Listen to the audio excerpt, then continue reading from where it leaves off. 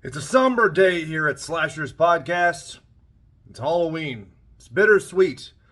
Tomorrow starts Turkey fucking month, or whatever it is that you non-vegans do, and it means the end of October, which means no more horror movie a day reviews. Unless you really like it and our numbers shoot through the roof and we can retire early based on Slashers Podcast Patreon money. I don't see that happening, and I don't hold it against you. This has been a hell of a lot of fun. You can only imagine what the behind the scenes schmagooly conversation has been between all of us, planning what movies we're gonna do, shit talking the movies we've chosen, giving ideas for other movies, and I gotta say, we're at the you choose player's pick. And I was going to pick something stupid. I was going to pick Neon Maniacs or something and kind of stick with the whole oh, I'm so counterculture, I'm going to pick a movie that wasn't even finished and shit because I'm cool as fuck. But instead, also, that movie, there's a band called the Neon Maniacs who did a song called Children of the Night. I saw them once at Smart City Grinds in Azusa before it became 3 different Mexican restaurants in the span of 10 years. You should check that out. It's free on YouTube. But back to the point, I was going to pick something like that, and then I ended up choosing Barbarian because I am a basic bitch. Now, you all might remember that I previously did a very brief episode many moons ago on the Pet Sematary remake trailer with Becky from Werewolf Horror Teen Fan Club, and guess what? I don't watch trailers anymore. That ruined that whole movie for me, and I think I might have legitimately liked that movie, but for the spoiler in the trailer. So this movie, I had no fucking idea going into it. I saw a picture of Georgina Campbell, and she was in front of some red stuff, and it's spooky, and it's that font that we all know and love, and I was like, alright, fuck, if it's free on streaming, why the fuck wouldn't I? And now it's free on streaming, well-ish. Thanks, producer Chad, for your HBO Max, even though you've been Slashers Pod adjacent for 2 years.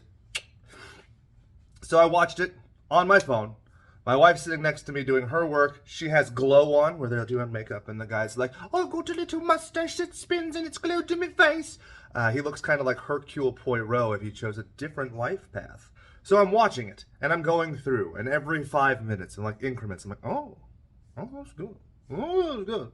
And I get to a point probably about 20 minutes in where I'm telling my wife, look, I know I'm interrupting your bullshit show, but check this the fuck out. The movie has great fundamentals. And I know I love stupid shit. I know my favorite movie is Monster Squad, and I know a lot of the things that I enjoy and revel in, Motel Hell and all those, kind of have sacrilegious expedition through everything because they know, hey, you are ingrained in the horror community. We got you already. You know the tropes. You know what we're working with, and we go.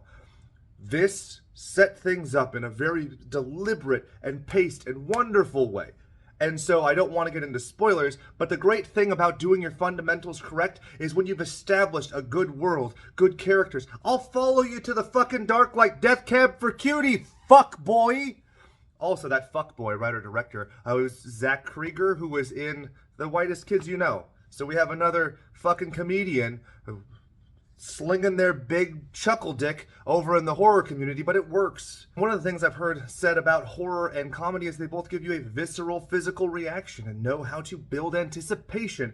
That's the way that comedy works, generally speaking, is you set something up and then you have your punchline, whatever. And so especially Whitest Kids You Know, they had a very common trope of establishing different world rules and then subverting from there. So it makes perfect sense to me. I really liked the movie. I didn't expect to like the movie. Frankly, I'm a bit of a naysayer when it comes to all things modern horror. I thought I was still going to do Neon Maniacs until I finished the movie, and I finished the movie and I was like, well, guess I'm just going to write about Neon Maniacs in my dream journal.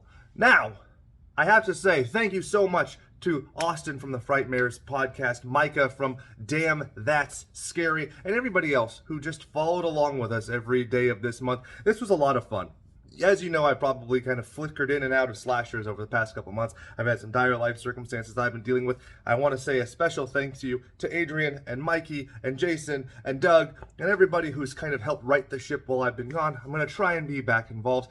Like I said in one of my earlier reviews, self-love. This is something that I love and enjoy so much that I really want to make sure I'm investing that time. And so even when time is my sparsest commodity, I want to invest in it for me, for you, for all of us, for the empire of slashers that I built from the sweat of my brow and the shit of my colon. This has been Jake saying thank you. Just thank you. No gimmick.